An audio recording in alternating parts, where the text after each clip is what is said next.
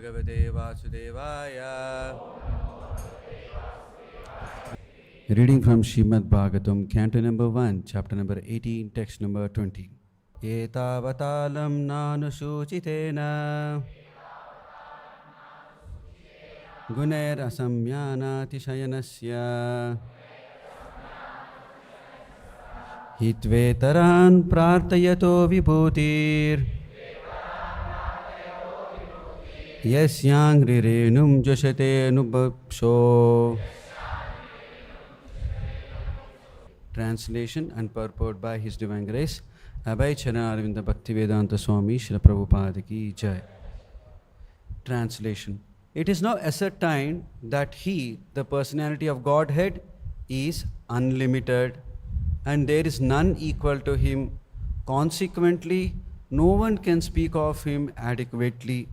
Great demigods cannot obtain the favor of the goddess of fortune even by prayers. But this very goddess renders service unto the Lord, although He is unwilling to have such service. Purport by Srila Prabhupada.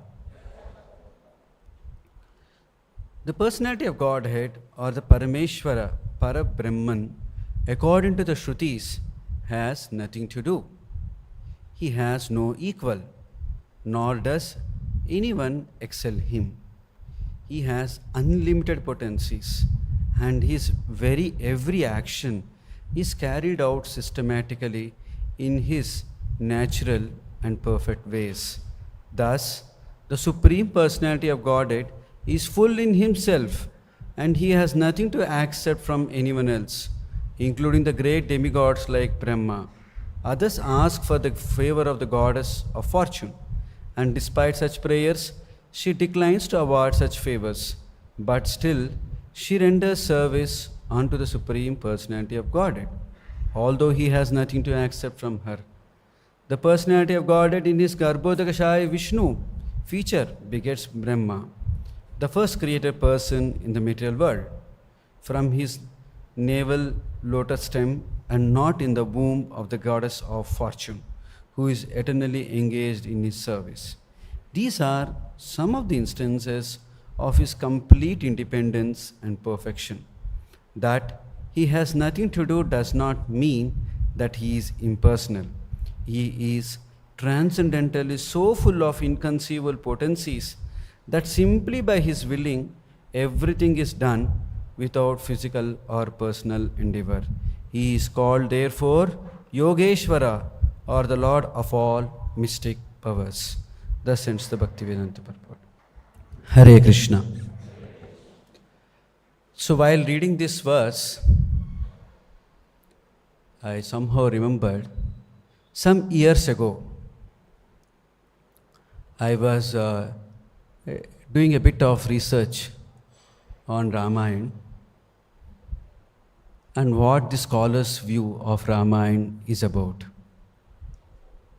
So at that time, I came across an article written by a very, very well-known historian, Romila Thapar, just around the time when the Babri Masjid was demolished. The Babri Masjid was demolished on 6th December 1992. And this article appears in February of 1993, 27 February 1993. This historian quotes various scholarly articles, scholarly views, stating that the myth of Rama, the article is titled The Myth of Rama. What is myth? What is myth? That which is not true, right? Simple, right? Myth means that which is not true, which is some kind of a story, fabricated story. Imagine a historian is saying that it is a myth. Okay? Obviously, we can understand her concern, what would be the passion in India in February of 1993? Right after the Babri Masjid, so many thousands of people have lost their lives. Thousands of people have lost their lives. Human life is so valuable, right? Human life is so valuable, it really doesn't matter whether a person sees Rama as God or Rama as a myth or things like that. Obviously, she is worried. So then, as a historian, she analyzes. There are various versions of Ramayana. Everybody knows that. There are various versions of Ramayana. She talks about there is a Buddhist version of Ramayana. There is a Jaina version of Ramayana. There are so many versions. She goes on to say that, there is a tradition called as the bardic traditions. Who are these bards? These bards are the people who come in front of the king, glorify the king for his great deeds, good deeds. Okay? So these bards, have we seen the films, right? When a king is coming, okay, Raja di Raja, Raja Martanda Teja, Dik Vijayi Baba, they glorify the king like anything. Right?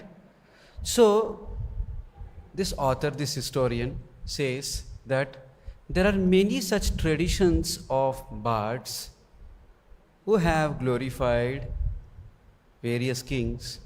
So similarly, Rama's tradition, which is obviously a great noble personality he is. Rama is a great noble personality.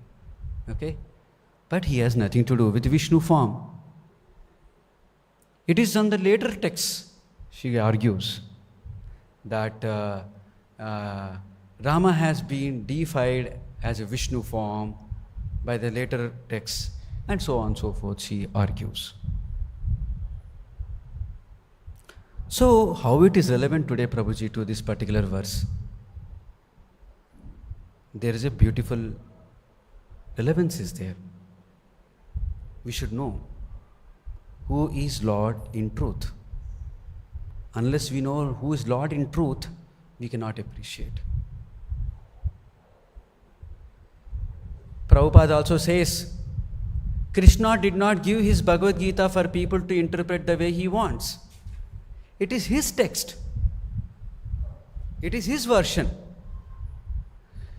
If an author writes a book and some other author who is a very expert, and that author completely changes the meaning of that whole text, is there any meaning? You write your own book, yaar. Why are you changing the meaning of the original text, original version of the author, original view of the author? Why are you changing? Right? Prabhupada says, he quotes one author during his Grihastha days in Calcutta. Okay.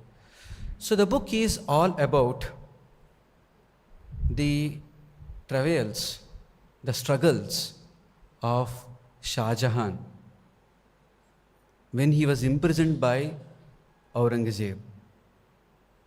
Okay. Actually, apparently, who is the hero of the book? Aurangzeb, na? Because the victors write the history, right? So, but the book was titled as Shah Jahan. Intrigued, they asked the author of the book, why did you title the book as Shah Jahan? Because Shah Jahan was imprisoned like that. He says, no, Shah Jahan had built a wonderful kingdom. He had built a wonderful world, whatever, a tolerant world. And here comes a tyrant who imprisons him, and he's seeing all the atrocities from his view. So the author has a different view, a very, very specific view. So similarly, Valmiki Ramayana or the Bhagavatam or the Bhagavad Gita, all of these books has to be studied from the view of the author. No, there may be so many interpretations. There may be so many interpretations. But what is the interpretation which is in line with the view of the author is most important. All other views are to be rejected. Just because there are historical books, a book written some thousands of years ago, say Jaina view of Ramayana or Bauddha view of Ramayana, it has no meaning to it, because Ramayana has to be seen from Valmiki's point of view.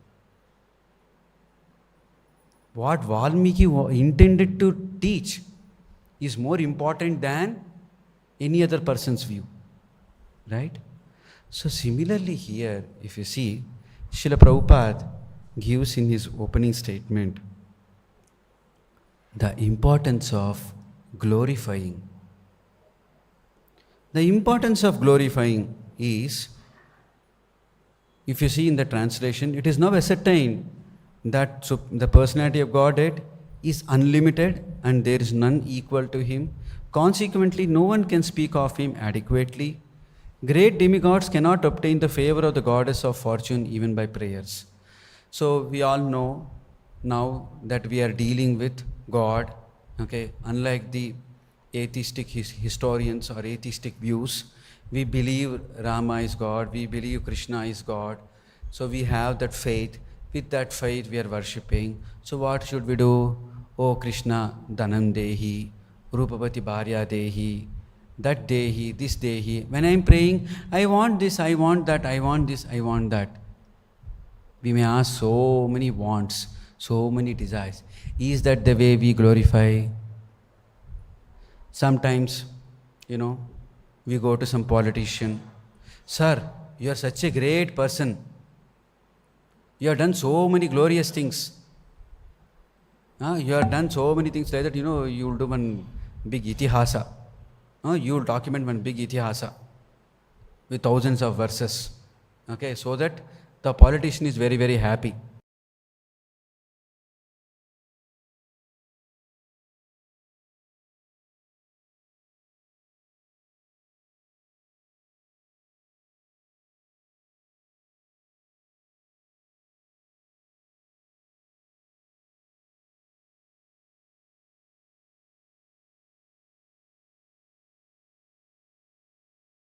Okay, combinations of various photos on their table.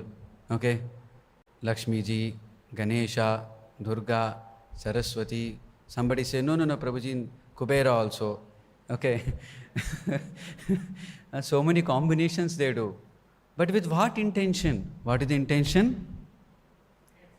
To get something specifically. But glorification should not be done with an intention. Why? Here Krishna, Prabhupada is very clearly giving the translation that, Lakshmi ji, who is serving Lord Vishnu. Okay. Now, what happens when I worship Lakshmi ji? She sometimes comes. And moment she comes, full tension. How to protect Lakshmi ji? How to ensure that Lakshmi ji does not leave my home? Right? Because she is Chanchala. She keeps moving from one house to another house, right? So full tension on how to retain her favor. But here you see what is Lakshmi ji is doing. She is constantly serving Lord Vishnu. Where is she situated? Lakshmi and Narayana on the hoods of Ananta, right? On the hoods of Ananta, or rather, on the bedstead formed by Ananta's coils, Lord Vishnu and Lakshmi ji are seated.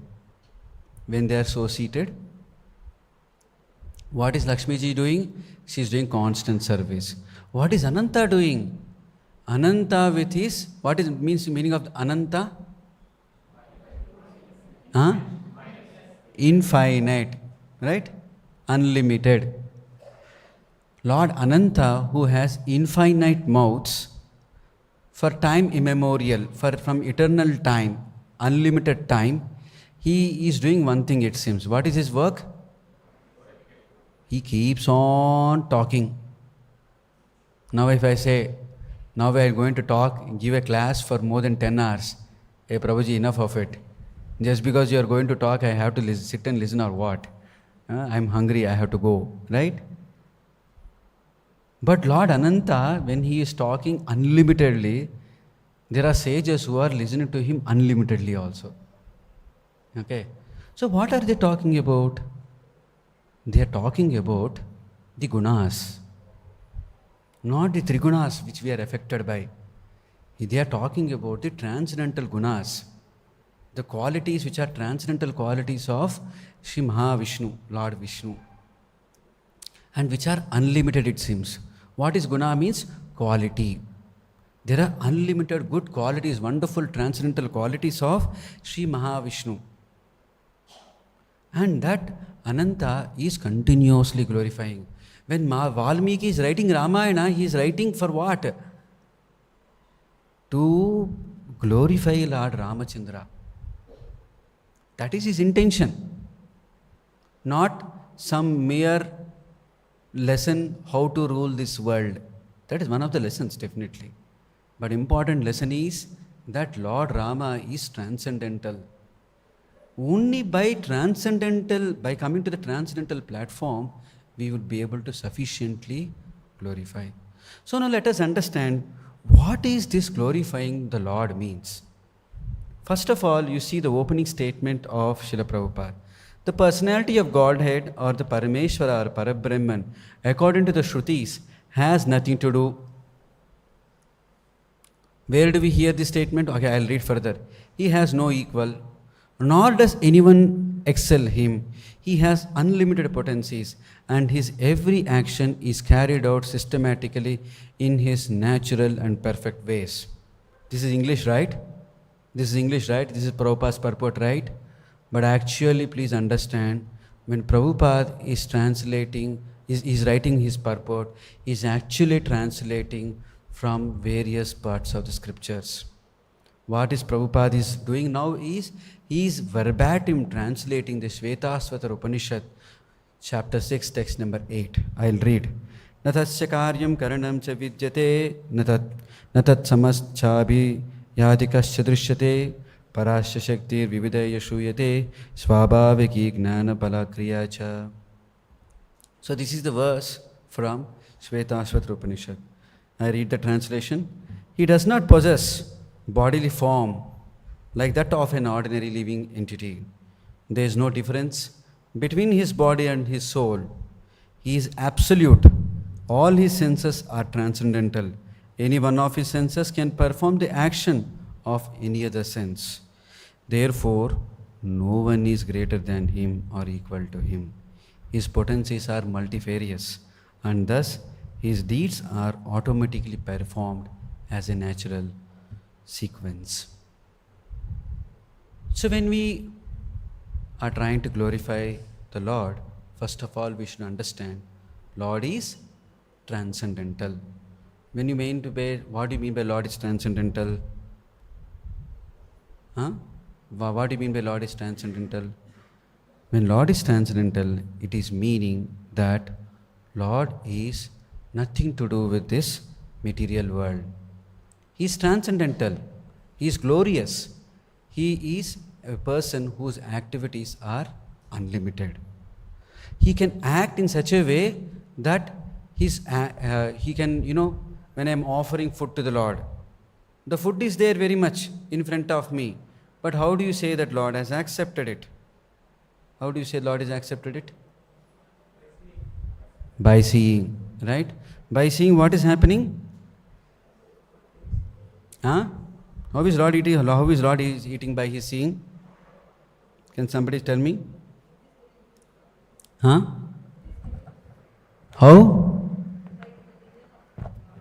By vision of Lord, food is getting purified. Is that all? I have put the plate in front of the Lord, and Lord is a purifying agent. Like the way we have some cleaning agent in the bathroom. Is it like that? No, right? Is a purifying agent means what?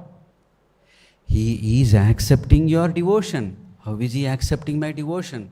By actually eating. Is it a statement of faith only? Maybe you're just believing like that. No, it is not just a statement of faith. Lord is a person. Angani yesu sakalendriya vrittimanti. His different organs can do different things. I can see only by my eyes. I cannot see by my ear. Right? But Lord is not limited like that. He is unlimited means he is truly unlimited by his abilities. He is truly unlimited in his senses. By seeing the food which you have kept him, if you have offered it with love and devotion, he can eat it. Okay, if he has eaten it, how is that the food is still there? Purnamadam, Purnamadam. Right, that verse is there, right? Purnat Purnamadachyate. So means, from the complete Lord, only complete comes out. So when the Lord is eating, the food is also again put back by Lord there, as his mercy. Hence, it is Lord's prasada. So we need to understand these things properly. We cannot just foolishly say, by my faith, only because of my faith it is happening. It is truth. The statement is truth. But we should not just stop at ignorantly accepting certain things. There are really strong statements, strong logics which are available in the Shastras. Hence, what is this glorification? This glorification is glorifying about the transcendental aspects of the Lord. Okay. So there is another word. There is a word called as gunair. Asamya, immeasurable attributes. Okay. So we also see sometimes the Mayavadis, they also read. Who are these Mayavadis? Mayavadis are the one who say God has no form. The atheists are saying there is nothing called as God, Rama is nothing but human, like that, right? But there is a clarity of understanding that Rama is actually Vishnu form. But now there are some Mayavadis who interpret the scriptures and say that Lord has no form. And they also chant the holy names of God. Then what will happen to them? Ye yata mam prapadyante. Because they don't accept the gunas, the transcendental gunas of Lord, and say that everything is nirguna. Their surrender is only to the extent saying that, okay, there is a nirguna God. Thus they also become nirguna. That's why in our scriptures it is mentioned, especially by the Vaishnava tradition, it is very much important that we accept Lord as Sarvaguna Paripurna. Lord is Sarvaguna Paripurna. He is full of all wonderful transcendental attributes. Now we may say, Prabhuji, in the verse on it is mentioned that Lord is not bothered about the service of Lakshmi ji. So why I should please him? Why I should worship him? Correct? No. If Lord is so full, okay, so now if somebody is completely full, is completely happy, okay, you can't understand what is it for him. Okay, how can you sell an idea, right? All this today, the promotions and marketing agencies, what do? They'll try to identify what is the thing the person is wanting, and you offer that thing in a very interesting manner, and the person will buy your product. By your prayers to God, if God is not at all wanting anything, what is the thing which God wants? And there is nothing which God wants, And why? What is the point in glorifying him? Better do our own job, right? No. There's a beautiful prayer by Prahlad Maharaj in the 7th canto of 9th chapter, verse 11. This is when after Narsimha has appeared, when Narsimha appeared, all the various devatas tried to pacify Lord Narsimha by offering various prayers. Finally, they could identify that they couldn't pacify Lord Narsimha. Now there is a person who is the cause and reason behind Narsimha's appearance. It is Prahlad Maharaj. Better make him come and make him do the responsibility of pacifying Lord Narsimha. Like that Brahma thinks and makes Prahlad Maharaj to come in forward. So now Prahlad Maharaj starts, glorifying Lord Narsimha. I'll read. Naivatmana prabhurayam nijalabha purno manam janada virusha karno vrinite yedya jano bhagavate vidaditamanam tachatmane pratimukasya yata mukashri. So he is giving why I should glorify. So why I should do this act of glorification of the Lord, not for the benefit of Lord, but for my benefit. The Supreme Lord, the Supreme Personality of Godhead is always full, satisfied in himself. Therefore, when something is offered to him, the offering by the Lord's mercy, so the important thing is Lord is merciful. By Lord's mercy is for the benefit of the devotee. For the Lord does not need service from anyone. Even if Lakshmi ji is doing service to Lord Narayana is not accepting service to beget Brahma. No. He can do begetting of Brahma by himself. Okay. So he does not need service from anyone. To give an example, what is the example Prahlad Maharaj gives? If one's face is decorated, the reflection of one's face in a mirror is also seen to be decorated. Right? When I'm decorating my face in the mirror, seeing the mirror, both the face is decorated, the face which is appearing in the mirror is also decorated. So, when I am glorifying the Lord, it is for my mercy. What is this? So, we'll read the purport, some few paragraphs we'll read for want of time. In Bhakti Yoga, it is recommended that a devotee follow 9 principles. Shravanam, Kirtanam, Vishnu, Smaranam, Padasevanam, Archanam, Vandanam, Dasyam, Sakyam, Atmanivedanam. This service of glorifying the Lord by hearing, chanting and so on.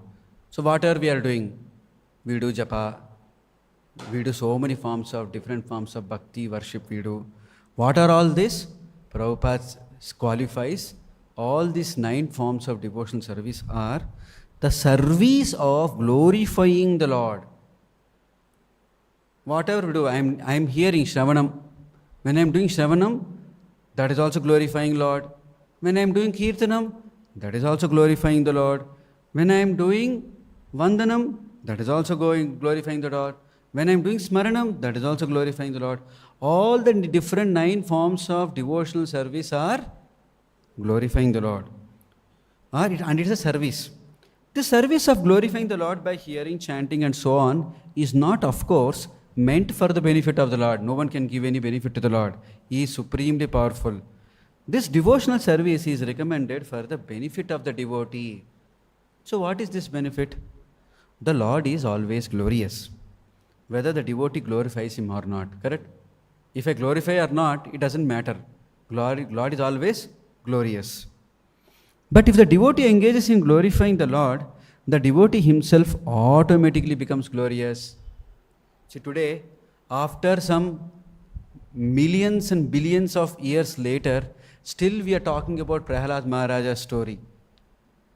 Is there any person whose history we are able to recollect after millions and billions of years? No. It is because Prahlad Maharaj, he was glorifying the Lord so nicely. Even today we are able to recollect Prahlad Maharaja's story. Okay. So, Cheto Darpana Majanam Bhava Mahadavagni Nirvapanam. By glorifying the Lord constantly, the living entity becomes purified in the core of his heart. What happens when we are glorifying the Lord? At the core of our heart, all our dust will get purified. And thus, he can understand that he does not belong to this material world, but is a spirit soul whose actual activity is to advance in Krishna consciousness, so that he may become free from the material clutches. So in the Bhagavad Gita, in the first 6 chapters, Krishna describes various forms of yoga. He talks about karma yoga, he talks about jnana yoga, he talks about dhyana yoga. And in the penultimate verses, on the ending verses of the 6th chapter, he summarizes, saying to Arjuna, "O Arjuna, a yogi is better than a karmi. A yogi is better than a tapasvi. A yogi is better than a gnani," he says. And thus you become a yogi, he says. After saying that, the last verse, he says, Yoginam api sarvesham madgyatena antaratmana shraddhavan bhajate yomam same yuktatamo mataha. There is a yuktatama yogi. There is a best yogi. Krishna is saying, this is Krishna's opinion, mataha. This is Krishna's opinion. Hare Krishna's opinion is the one we have to take, na? Not some unknown fellow. Right? We have to take the opinion of Krishna. If you have to take the best legal advice, legal opinion, we'll go to whom? Amarchand Mangaldas, or such best law firms in the country, right? Because they are really learned about the law. Right? Why they are most learned about the law? They know very nicely to interpret and help you how to break the law. Prabhupada says again once a story. There is a very, very famous barrister in Allahabad. In the prior to independence, Allahabad High Court is considered as the best. Okay? So, well-known barristers were there. So once during the British India time, they come out with an act. Okay? And after that, the lawyer argues using the text of the act. So much so that the judge becomes impressed and says the act is wrongly passed by the legislature, and it is to be nullified. Is that the way the lawyer have to interpret? So Krishna is not such kind of a opinion maker. He is a person who is our well-wisher. So when Krishna is giving an advice, he is giving an opinion, he is not going to be swayed by, oh Krishna, I want this. Please give me that. He is not going to get swayed by that and give an opinion which is going to satisfy your desire. He is going to satisfy you personally. So Krishna is saying, Yoginam api sarvesham madgatena antaratmanaha. A person who has taken deep within his heart Krishna. Deep within our heart we have so many pains, so many worries. And if somebody says something, what we will do? We will tell some lies. Because we want to protect ourselves. We are in a difficult world where there are so many forces are acting against us. And hence, we deep within our heart, we are not satisfied. We get into kama, krodha, lobha, mada, moha, matsarya, all kind of things, right? So if deep within our heart, if we put Krishna, what will happen? By glorifying the Lord constantly, the living entity becomes purified in the core of his heart. So this is the reason why one should glorify the Lord. Not for chabi. We'll do chabbing, right? Do chabbing some politician. Not for that reason. We should glorify the Lord for our own purification. So then, Prahlad Maharaj says, therefore, although I was born in a demoniac family, next verse, I may without a doubt offer prayers to the Lord with full endeavor, as far as my intelligence allows. Anyone who has been forced by ignorance to enter the material world may be purified of material life if he offers prayers to the Lord and hears the Lord's glories. So, how should one glorify the Lord? One should glorify the Lord with full endeavor, with best of the best endeavor. Okay? And so that what happens? We'll get purified out of this material life. And not only that, we should also hear the Lord's glories continuously. So Prabhupada concludes in that purport. Thus Prahlad Maharaj decided to offer his best prayers to the Lord without consideration of his material position.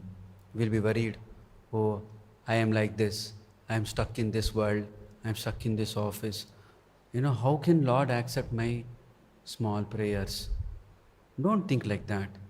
It really doesn't matter. We all know in the previous verse to this verse what I am talking about. Prahlad Maharaj says, no amount of material qualification is actually a qualification. That we could see Brahma, Shiva, Indra, so many people have tried to glorify and pacify Lord Narasimha, but only Prahlad Maharaj could pacify him. Of course, in case of Brahma and Shiva, they are great personalities. It is only for the purpose of glorifying Prahlad Maharaj they enacted like that. But the truth of the fact is that because Prahlad Maharaj saw that Lord cannot be glorified by the material qualifications. And he says, what is the example Prahlad Maharaj gives? He gives the example of Gajendra. Who is Gajendra? He is a king of elephants. Elephant is a dumb elephant, right? No qualifications. But still, because Gajendra rendered sincere glorification of Lord even without uttering his name, right? In the entire Gajendra Moksha prayers, Gajendra did not utter the name of God. He only glorified the qualities of God. He only just glorified the qualities of the Lord. And thus Lord became so happy and received the prayers of Gajendra and immediately liberated Gajendra from his painful situation. Right? So, now we understood that what is it about glorifying the Lord? Why I should glorify the God? Now, let us understand how I should glorify Him. So, this requires we appreciate the details of every action of the Lord and His pure devotees, like say Srila Prabhupada. No? We should know the details as much as possible. Contemplate on it. Deeply appreciate the gap. So just imagine that in the Srimad Bhagavatam, 5 sons of Draupadi were killed by Ashwatthama. And how did Draupadi react? I should appreciate those things, right? I should appreciate the gap. If I have some small problem, I think that God does not exist. I am so foolish. Krishna was next to Draupadi. And still, Draupadi lost her 5 sons. She wasn't complaining anything against Krishna, right? So just imagine, right? Each story of the Bhagavatam, we have to appreciate very nicely. Recently, around the time of Ram Navami, I had to go and give a class. So suddenly I came across a beautiful story. As a person born in Andhra, we heard about Bhakta Ramadasu. Enough we heard, okay. We also heard about the songs. There's a beautiful song, O Rama, Ni Nama, Ento Ruchira, Ento Ruchira. Okay. He basically is saying, O Lord Rama, your name is so tasteful. Though I cannot repeat the whole song, the meaning is that Oh Lord, your name is so tasteful. It is more tasteful than honey. It is more tasteful than any kind of wonderful, list of so many foods he gives. Okay, list of relishable food articles he gives. Uh, as a normal person growing in Andhra, I heard the song, oh, very beautiful, oh Lord's name is very, very tasteful. That much only I knew. Okay. Recently, when I was doing some little bit research, I came to know more about the circumstance under which this song was composed. As some of you may know, I'll just repeat the story of Bhakta Ramadas quickly. Bhakta Ramadas was approached by the villagers to build a beautiful temple in Bhadrachalam. He was the Tahsildar in those days, especially the Nawab, who was the Nawab of Golconda, was very, very favorable to the Hindus. Okay? He was very favorable to the Hindus. He made some of the Brahmins or some of the people like say Ramadasu as Tahsildar. So the local people approach because Bhadrachalam has so much relevance to Ramayana period. So they request him to build a beautiful Rama temple. So initially he goes on collecting the donations. He builds a temple. He was building. In the midst of the construction, funds run out. So then all the villagers come back and say, Sir, you are Tahsildar. You can use the government's money and you can do the needful. We will repay that loan. We are taking it as loan. Next time you can repay. So Ramadasu sends the message to the Nawab. But Nawabs had some envious Muslim men. They didn't pass the message to the Nawab. In the meanwhile, construction stopped. So there is a request pouring in. So then Ramadas thinks that, okay, if the Nawab is silent, maybe he is okay to construct. And then he takes the call and finishes the construction. In the meanwhile, the envious Muslim men go and inform to the Nawab, the wealth of the Musliman king is used to build a Rama's temple. He couldn't tolerate. Okay, he couldn't tolerate. He calls Ramadasu. And then he says, you have to be punished. Then Ramadasu talks about a lot of glories of Rama. He gets irritated. You have to accept Allah as the supreme. And then he imprisons him. So then the Muslim envious people got the thing what they want to do. They will ensure the jailer tortures the Ramadasu like anything. So he will be told to carry huge boulders, break the huge boulders. Then they say, oh, you are now very thirsty now, and they give him a very spoiled, spicy buttermilk. See the taste. Then he writes, O Rama, ni nama yento ruchira. See, if we actually understand the details of a circumstance in which a devotee was going through, and he wrote those particular songs, how much you can glorify, right? How much you can appreciate the gap. If I get little bit difficulty, what is Lord Rama's Ruchi? My Ruchi will be on my own body, right? This is my situation today, right? So if we actually glorify the great attributes, and how do I glorify? By deeply appreciating the lot of details, then I will be able to glorify. I cannot say glorify sufficiently. We can never glorify the activities of God or His devotees sufficiently. Reasonably, you can make an attempt. You can make a reasonable attempt to glorify Lord's acts. So, how do I understood? Now, how do I understood? When I should do this? I should do this constantly. I think I narrated this story some time back.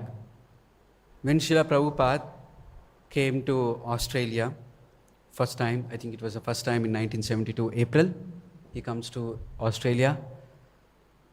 That was with a series of activities. Before that, 3 weeks before that, he first registers the land at Mayapur, then registers the land at Vrindavan, then registers the land at Bombay, all in one week time. Then goes to Australia. In the midway, he will be stopped in Singapore, saying that, hey, you don't glorify God here. We don't want. The Singapore government says that. Then he goes to Australia, goes on. En route also, he was debating with his disciples. Disciples are getting tired, okay? And then they land in Australia. Series of meetings, series of conferences, television interviews, almost 90 plus hours continued without a break. Without a break. So then everybody was getting tired. So Prabhupada says, okay, you're getting tired? Okay, no problem. We'll give a break to you. But Prabhupada was constantly glorifying. He was so constantly glorifying, he was not at all feeling tired. So Prabhupada has actually demonstrated that. How one should actually glorify. So I'll read one nice story. This happens in 1976 in Tehran. So Srila Prabhupada goes to Tehran. So there's one very good Western educated Iranian who was the, Ernst & Young, you heard right, Ernst & Young? Ernst & Young is one of the largest consultancy firms, right? In those days it was not a merged entity. Ernst was different and Young was different. So this devotee Atre Rishi Prabhu was the in charge of that Ernst & Young arm in Iran. So he's a very well-educated, Harvard-educated, okay? So then Prabhupada asked, so at that time Prabhupada was conversing with him. Suddenly that Allahu Akbar, that entire Ajan, they were reciting in loudspeaker. So Prabhupada asks him, I will read, okay? What is the meaning of this? Okay. Atre Rishi translated the earnest petitioning of the priests into English. Allah, God is great. God is great. God is great. God is greater than can be ever described. I accept and witness that God is one and there is no other partner or competitor. Prabhupada interjecting. Atre Rishi continued, I witness that Muhammad is the prophet of God, is the representative. I witness and accept Ali as Muhammad's representative. Who is Ali? Prabhupada inquired. Ali is representative of Muhammad. This Ajan is an invitation for namaz, glorification of God, inviting everyone to come and sing and glorify God. This is said 5 times a day. Come and be truthful and remain fortunate. Remain truthful. Stick to the right path. Come and join in the best activity, which is praise of the Lord. The highest form of activity, which is praise of the Lord, this is Ajan. See, everywhere, every scripture talks about glorification of God. Srila Prabhupada appreciated it. It is very good. Very nice. Atre Rishi agreed, adding that nobody hears it. He is a Muslim, he is in Iran. He says, everybody hears Ajan and Namaz, but that nobody actually hears it. Prabhupada quoted a long Sanskrit verse to the effect that the glories of God are so unlimited that neither the demigods, nor the demons, nor the predominating deities of the elements can understand them. But he is glorified by the demigods by the Devatas like Brahma, Shiva, Varuna, the predominating deities of air, fire. Everyone worships him. Yam Brahma Varunendra Rudra Marutastuvanti Divyastavair. By glorified prayers and Gayantiyam Samaga, Vedai Sangha Padaka Kramopadinishadai. By Vedic hymns, by Upanishads, by Vedic literature, Dhyana Vastita Tatgatena Manasa Pashyantiyam Yoginaha. The yogis in meditation try to find out him within the core of the heart. Yasyantam na vidusura suragana devaya tasmai namaha. The same prayer, the difference is, Prabhupada is saying, the same prayer. Either it is Ajan or this verse is one of the seminal verses of the Srimad Bhagavatam which I am talking about, 12th canto, 13th chapter, verse number 1. It's a very important one verse. So Prabhupada is saying the same prayer, the difference is the action. So far prayer is concerned, God is great, accepted either by the Christian or the Mohammedan or the Hindus or the followers of the Vedic principles. Now God is great. Glorify Him, and that is the business of human life. That they are not taking practically. That is a defect. So what is the practical defect? The defect is that people are not actually going by the action. Just word. Just by words they are ending. They are not, the words are not followed by the action. This is not the way one should do. So one should systematically need to change one's life by process of glorification and appreciate the gap between my individual consciousness and Krishna consciousness, thus become humble and invite the attention of the Lord. With that I would like to conclude. If anybody has any questions, I can answer. Yeah.